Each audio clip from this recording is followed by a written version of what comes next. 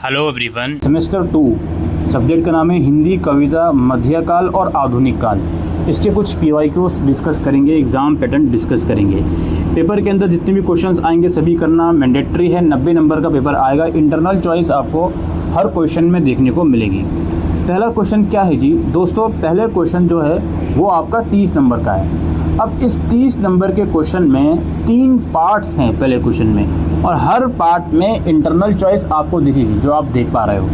अब इस क्वेश्चन में हर पार्ट में क्या करना है, जैसे कि सब्जेक्ट का नाम आपका कविता सा है, आप मध्यकाल और आधुनिक काल, तो जो भी आपके सिलेबस में कविताएं होंगी उसमें से कुछ उसके पैराग्राफ दिए गए हैं पोएम के, तो उसको आपकी सप्तरंग व्याख्या करनी है उन पैराग्राफ की। जैसे कबीर माला काट की कहीं समझौते तो ही, मन ना फिरावे आपना कहाँ फिरावे मोही।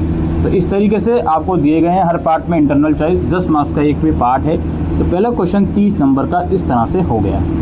फिर आपका अगला क्वेश्चन आता है, इसमें क्या है भाई, तुलसी की भक्ति भावना पर प्रकाश डालिए या फिर सूरदास वात्सल्य वर्णन के आदित्य कवि हैं सिद्ध कीजिए।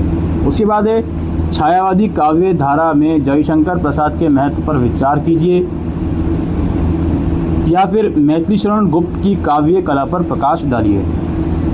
उसके बाद है जो बीत गई सो बात गई कविता का प्रतिपाद लिखिए या फिर गीत फरोश कविता में निहित व्यंग्य को स्पष्ट कीजिए। फिर है किन्हीं दो पर टिप्पणी, कबीर के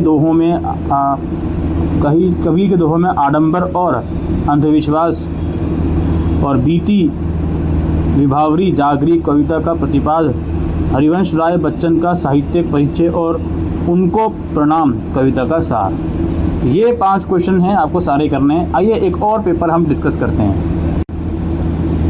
तो पैटर्न बिल्कुल सेम है दोस्तों, पहला क्वेश्चन का पैटर्न भी बिल्कुल सेम है, मैं दोबारा से एक्सप्लेन नहीं करूँगा।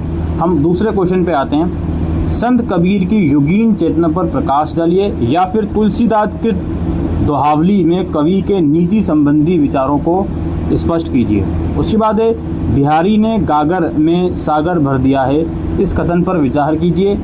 या फिर इसके इंटरनल चॉइस में क्वेश्चन है, जो बीत गई सो बात गई कविता एक संदेशात्मक कविता है, स्पष्ट कीजिए। उसके बाद है उनको प्रणाम कविता के आधार पर नागार्जुन की भाषा शैली पर विचार कीजिए या फिर बीती विभावरी जागरी कविता में छायावादी काव्य धारा के लक्षणों को व्यक्त कीजिए। और लास्टली अगेन किन्हीं दो पर टिप्पणी है, तुलसी के राम और सूरदास का वात्सल्य वर्णन और रईसों के सपूत में निहित व्यंग्य और जी हाँ हुजूर में गीत बेचता हूँ मूल संवेदना।